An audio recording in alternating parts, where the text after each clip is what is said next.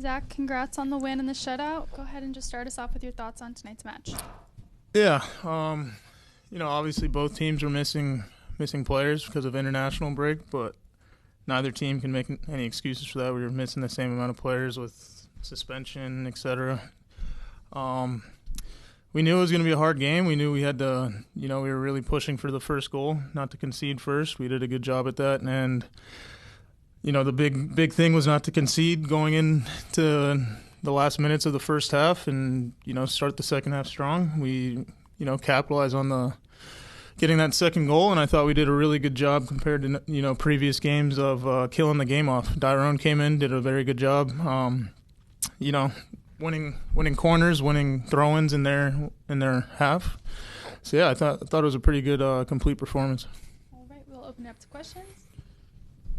Hey Zach, goal tonight for Larice, obviously. What can you say just about that moment for him and sort of breaking through after what's obviously been a tough season for him? Yeah, I think it just proves how good of a person he is on the field, off the field, because obviously he's been a key part of the back line and the team and a leader in the locker room on the field for a long time now. And when the team calls in on him and he steps on the field, how much it means to him to be able to contribute on the field and get that goal. I know he really wanted that goal before the game, and I know he wishes he got that second goal on that set piece. But no, he's just such a great person. I've learned so much from him throughout the years, and I'm just glad we got the win for him. He got the goal for us, and it was a shutout. And what do you make of the sort of momentum that feels like it's starting to build these last couple games for you guys? Putting together stronger performances, multiple goal games. Do you feel like this can sort of be a springboard for this last stretch? Yeah, I mean, absolutely. Obviously, it's known to everyone we haven't won 2 games in a row yet this season, all year.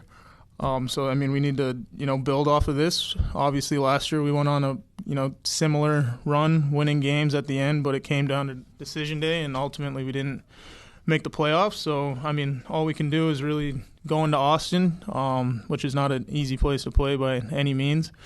Push for 3 points. You ultimately can't really tie that many games, remaining games, but obviously LAFC is a great team. They're defending MLS Cup champions. Yeah, it's a big morale booster, big win for the team.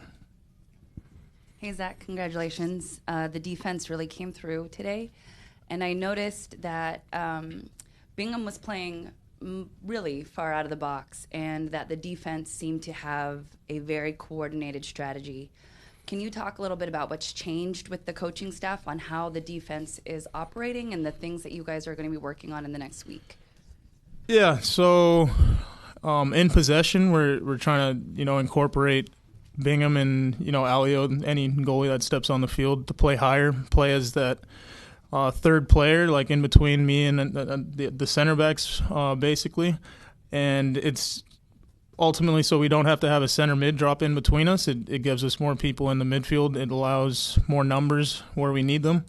And defensively, I'd say Bingham was playing higher because we know LAFC, they you can get distracted by how many passes they connect in the midfield, and then all of a sudden Ilie or Acosta or Vela is putting a ball over the top, and the backline's trying to compress the midfield as much as possible to make it easier for Christian Evander and Diego to not have to cover as much space. But what we're giving up is the ball over the top. So when Bingham steps up higher, it alleviates pressure off of us, so it's not always a foot race with the forward. Because sometimes you can try to anticipate balls over the top, but a good ball is ultimately going to beat you.